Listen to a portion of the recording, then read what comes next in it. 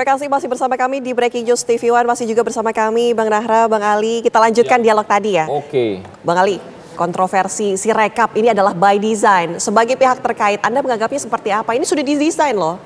Saya masih bingung sampai hari ini kalau dibilang by design, yang desain itu siapa? Jadi kadang saya melihat banyak orang mempersoalkan Sirekap padahal mereka nggak ngerti fungsi dan kegunaan Sirekap itu apa sih. Di PKPU 66 itu udah dijelasin. Tadi udah dijelasin, saya jelasin juga. Yang namanya Sirekap itu adalah alat bantu untuk mempublikasi. Gitu loh. Jadi dia hanya bantu mempublikasi hasil pemungutan suara. Pertanyaannya yang desain untuk tuh nggak nyambung gitu loh. Kok bisa didesain cuma hasil publikasi? Bukan dia yang menentukan angka-angka itu. Yang menentukan angka-angka itu pada saat penghitungan berjenjang. Oke. Bang Nahra, langsung deh kalau jadi disambung nih. Secara hukum saya nggak masuk jadi di akal. Begini, gimana bisa mengelumpukan suara padahal ini untuk publikasi saja. Jangankan Bang Ali, saya juga bingung kok. Kenapa ini semua jadi korban kecurangan kan? Ada yang kosong kesini, 02 juga dirugikan juga ternyata. Oh enggak dong. Lah itu dari aku, maksudnya suara juga ada yang dikurangin kempes. Artinya kan jadi korban kecurangan juga. Kan kita kan enggak dong, kan teman-teman yang persoalkan Sirekap, Bos. Oh iya, nanti sampai ke situ. Maksud saya, semua paslon itu menjadi korban kecurangan ini, tidak hanya 1 dan 3. Sirekap juga sebenarnya, artinya ketika 1 dan 3 itu mempersoalkan proses, ya, mempersoalkan angka-angka. 02 tidak merasa tidak dirugikan apa begitu kira-kira? 02 tidak merasa dirugikan oleh Sirekap. Nggak ada kan? Ini yang janggal. Maka nanti pertanyaan siapa yang mengatur ini, yang nyeting ini, kami pun juga tidak tahu. Maka perlu dibawa ke MK supaya ini terang benderang clear. Jadi kalau misalkan kita percaya saja pada Bawaslu, loh kalau Bawaslu ngomong bahwa Bawaslu itu mengatakan kurang bukti material, jadi ya anu aja, sudah selesai. Nggak bisa begitu, kita punya akal, punya otak. Maka 2019 itu Pak Prabowo menolak pemilu langsung, seluruh Sulawesi ditolak. Kenapa emang? Ya curiga. Tapi bukti bahwa Sirekap dimanipulasi ini apa, Bang? Kan buktinya hasil kan. Lihat, mbaknya kalau mengakses ke Sirekap, banyak kejadian di situ. Tadi yang saya bilang di awal sudah kita bahas kan, 01 menjadi 010, ada yang 100 menjadi 10. Ada pengelubungan, ada pengemesan, ini kan bukti dan itu terbuka di sidang MK. Tidak bisa dipungkiri lagi. Hasil KPU realnya, kan kita udah akui bersama. Bukan ngomong res ini kan pertanyaan Sirekap toh, bukan kan real. Ketika dibandingkan dengan hasil real, kan itu pertanyaan saya tuh. Yang realnya kan coba lihat, hasilnya sesuai. Dengan fakta 36 provinsi Pak Prabowo menang. Jadi dengan angka 58 itu sangat logik. Nah, yang dipersoalkan teman-teman pemohon adalah Sirekapnya curang. Curangnya itu bagaimana? Curang itu ini gampang jawabannya. Lah ya, buktinya itu apa yang dicurangin ya? Sirekap itu gitu loh. Nah, kan secara hukum ya. Oke, Mas boleh. Ali kan bingung nih. Iya. Kalau Sirekap itu bermasalah error, kenapa hasilnya sama dengan hitungan berjenjang? Saya jawab gampang itu. Karena ketika yang salah diperbaiki, larinya ke TPS lain, jadi nggak berkurang suaranya, nggak bertambah.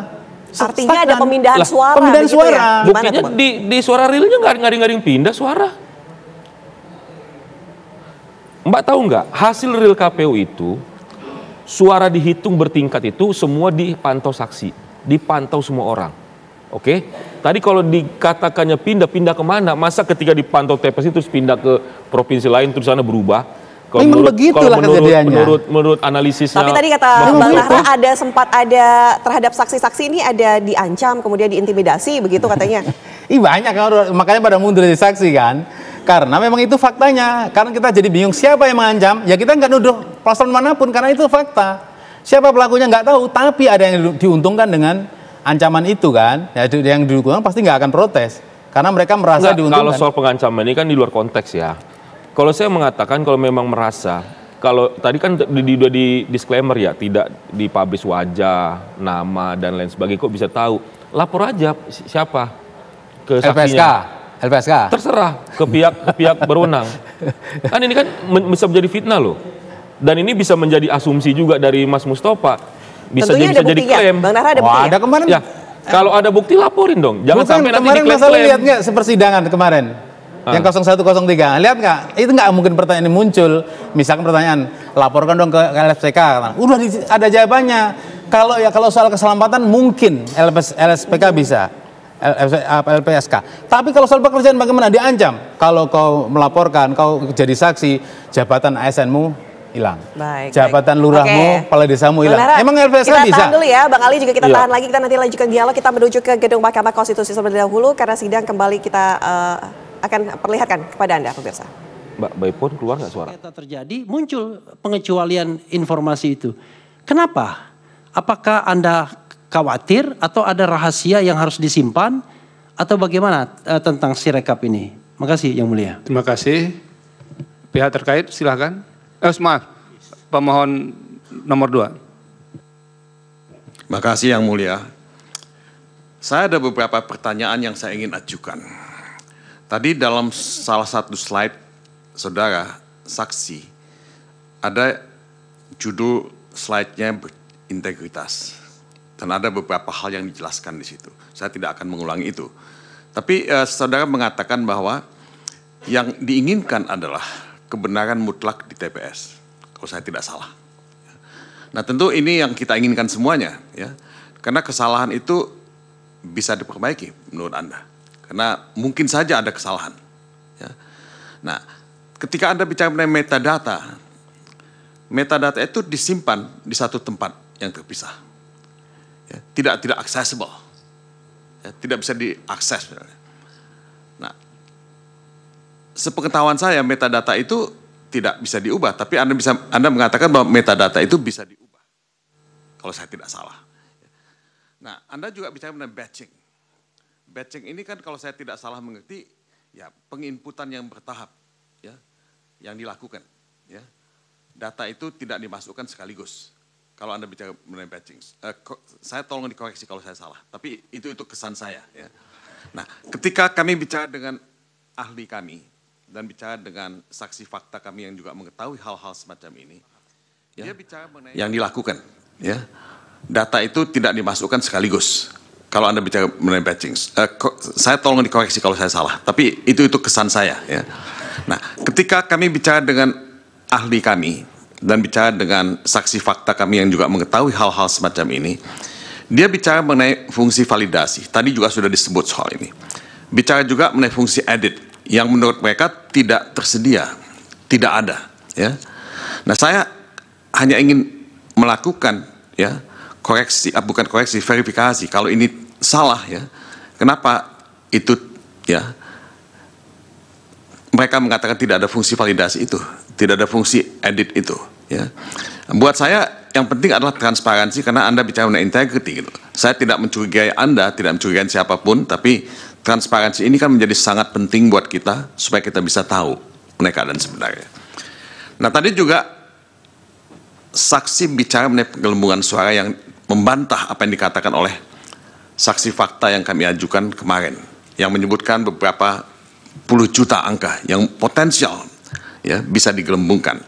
Nah, tentu dia punya data, saudara saksi juga punya data dan sudah membantah itu, tapi bagaimana menjelaskan ini kalau kita tidak bisa melakukan audit?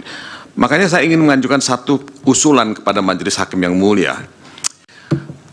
Dengan perbedaan-perbedaan, ya, presentasi dan interpretasi yang dilakukan oleh masing-masing ahli dan saksi fakta, apakah tidak mungkin kepada mereka-mereka ini juga diberikan kesempatan untuk dikonfrontasi dalam satu pemeriksaan?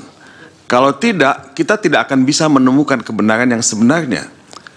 Saksi fakta dari termohon akan mengatakan A, saksi fakta dari pihak pemohon akan mengatakan B.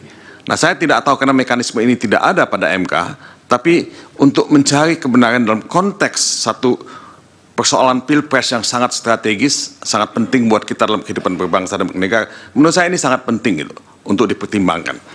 Nah, jadi konfrontasi ini mungkin juga bisa menjawab karena kemarin ada yang mengatakan, tadi sebenarnya ahli mengatakan bahwa apa yang dikatakan oleh saksi fakta dan ahli kami itu semacam pepesan kosong, misalnya.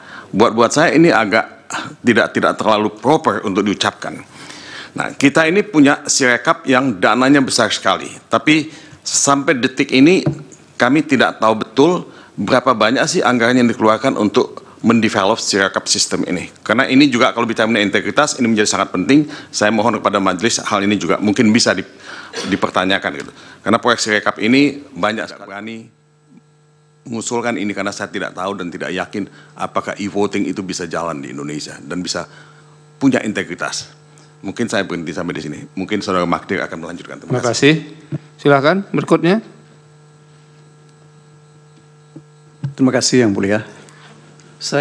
Pertama saya mau teruskan dulu pernyataan dari Bang Mulia tadi mengenai soal integritas saudara saksi ya.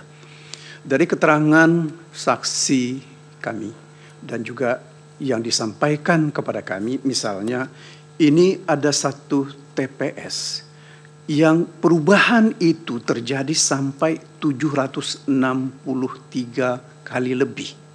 Ya.